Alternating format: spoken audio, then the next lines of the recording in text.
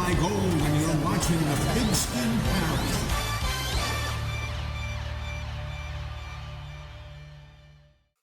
If I asked you to name the most successful college football program of all time, I would probably get a variety of answers from different people. Some would say Ohio State, some would say Michigan, some would say Notre Dame, but I'm willing to bet that the vast majority of people would say the Alabama Crimson Tide. And for good reason too. Statistically, they do have a very impressive resume, having the third most amount of wins out of all the teams in the country, the first most amount of bowl games. I mean, they have a ridiculous amount of bowl game wins, and not to mention they have more national championships than all the other teams too. I mean, the script A that dawns on Alabama uniforms are basically synonymous with the sport by this point, and it's kind of hard to imagine a world where Alabama's actually terrible at football.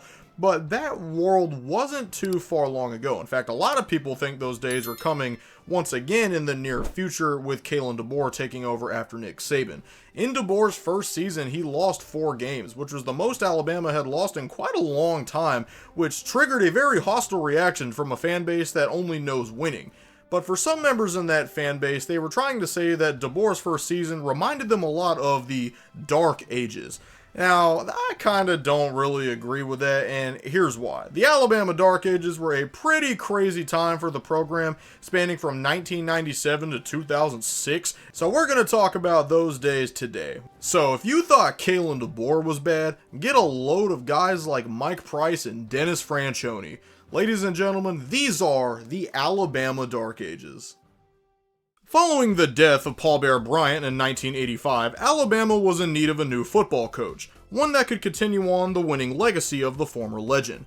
Bama saw 3 different coaches take the helm between 1983 and 1996. All 3 did a moderately okay job at keeping the team relevant. They weren't winning titles every year like they used to with Bear Bryant, which did bring some controversy to how good the coaches were doing, but they did have good seasons on paper and won a lot of bowl games. Gene Stallings even won a natty in 1992, proving that it could be done without Bryant at the helm. Unfortunately for Stallings, he got in a little bit of trouble with the NCAA in 1993 after star player Antonio Langham signed with a sports agent shortly after winning the national championship.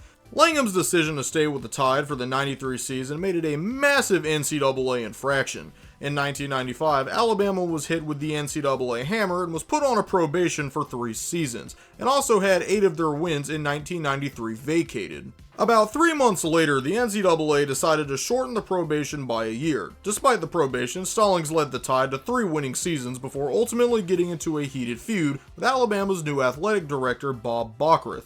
On November 23, 1996, minutes after winning the Iron Bowl, Gene Stallings announced that he would be resigning as the head coach of Alabama, citing Bockrath's questioning and need for constant control over the program as the main reason. Running Stallings away would prove to be one of the worst decisions the school could make at the time. The Tide called up defensive coordinator Mike Dubose to be the new head coach of Alabama in 1997, and this is where things really started to go downhill. The first season for Dubose ended with 4 wins and 7 losses, the worst season for Alabama since 1984. Alabama was losing games that were basically unheard of at the time. The Tide lost to Kentucky for the first time since 1922 and even lost to LA Tech. That season was at least followed up by a winning season, though the Tide lost in the Music City Bowl. Losing a bowl game is a major problem if you're going to be the Alabama head coach, especially when the Tide's main rival, Auburn, was winning higher-ranked bowl games. Dubose got at least one laugh in, however, after taking home an SEC championship in 1999. Despite winning the SEC championship, Alabama would lose yet another bowl game. This time it was in the Orange Bowl to Michigan. A season like that, however, proved that Mike Dubose was the future of the program. He more than earned the right to a contract extension. Dubose signed a 2-year extension following the 1999 season, and Dubose proceeded to lead Alabama to the worst season they have seen in more than 4 decades. Following the outrage from Tuscaloosa, Dubose resigned from the school. It's also worth noting that another reason for resigning was probably the part where he was accused of having improper conduct with a secretary, and the school had to pay over $300,000 to settle the claim in court. Dubose was replaced by TCU head coach Dennis Franchione. Franchione started with a pretty mediocre season with the Tide, finishing at 7-5 and beating Iowa State in the Independence Bowl. What Bama fans remember about this man the most, however, is what happened in the following year in 2002. You see, throughout 2001, some rumors began to pop up on some internet chat boards about an Alabama booster playing Albert Means, a high-level recruit from Memphis, $200,000 to come play for Alabama. The NCAA obviously took this rumor very seriously and opened up an investigation on the program. Federal grand jurors in Memphis indicted Means' high school football coach, Lin Yang, on charges of trying to sell the boy to multiple schools. It was soon revealed that the Alabama booster in question, Logan Young, was in fact paying Yang to get Means to play for the Tide. The NCAA was not happy about this and gave Alabama yet another probation. This time, it was half a decade long and they weren't allowed to play in the postseason for 2 years. When Coach Fran heard about the news of the probation, he urged his players to, quote, hold the rope, as means of encouraging players to stick together through the tough times. Yeah, notice how I said players and not coaches. Dennis Franchione hightailed out of Tuscaloosa without a second of change to his mind and left the program high and dry out of fear that they would collapse under his name. This made players and fans super angry, understandably, and Alabama was starting to fall apart. After Coach Fran dipped from the program, Alabama hired Mike Price to come take over in December of 2002. Price didn't even last long enough to coach a single game in Tuscaloosa because he was fired for blowing money at a strip club in Pensacola. This was news that broke after the news that he was heavily drinking in Tuscaloosa bars in the early hours of the day and making a fool out of himself. In 2003, Mike Shula took over a decaying Alabama program. What was once the premier dynasty of college football was now one of the most embarrassing power programs in the country. His first season ended with a measly 4-9 record, followed by a 6-6 record and a loss in the Music City Bowl. It seemed like Shula might have finally turned things around in 2005 with a 10-win season and a Cotton Bowl win over Texas Tech. Things, however, went right back into the dumps the following year in 2006. Shula cannot consistently win games, especially those against big opponents, something the school used to be really good at doing. This infuriated new athletic director Mal Moore, who decided that Shula needed to be fired after the loss to number 15 Auburn. Bama finished the regular season with a 6-6 record, meaning that they had a bowl game bid with no head coach. This meant that defensive coordinator Joe Kynes was the next man up to coach for the Tide, while a permanent replacement coach was sought after. Bama lost the Independence Bowl that year to Oklahoma State, and by this point, the inmates had been running the asylum. Players weren't even trying and were instead treating coaches like their buddies instead of their superiors. It was very reminiscent of the days in the 1950s before Bear Bryant.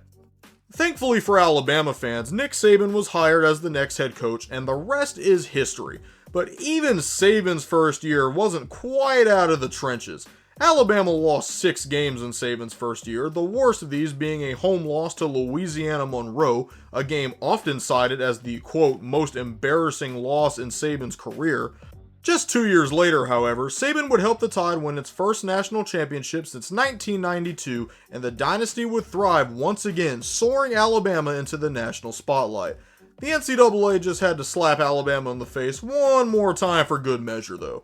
Apparently, it was revealed that Alabama athletes were receiving free textbooks from the supply store on campus and giving them to other students. This basically caused the NCAA to punish every single program on campus by giving 16 different sports a 3-year probation and vacating all of football's wins from 2005 to 2007. So yeah, what little bit of success Mike Shula did have is now permanently erased from the history books. Nice.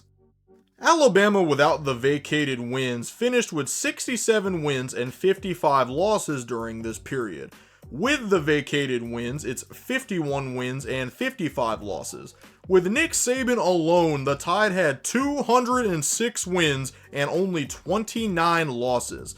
So yeah, I guess it's safe to say that Nick Saban saved this program's butt.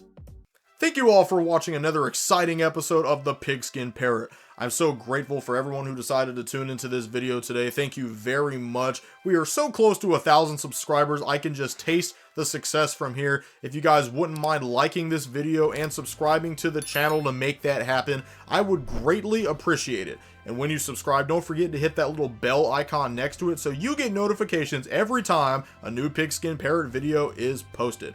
Let me know what you guys want to see in the comment section below. I will try to make those wishes come true. And thank you all again for watching another episode of the Pigskin Parrot. My name is Preston McElhaney. Thank you for watching.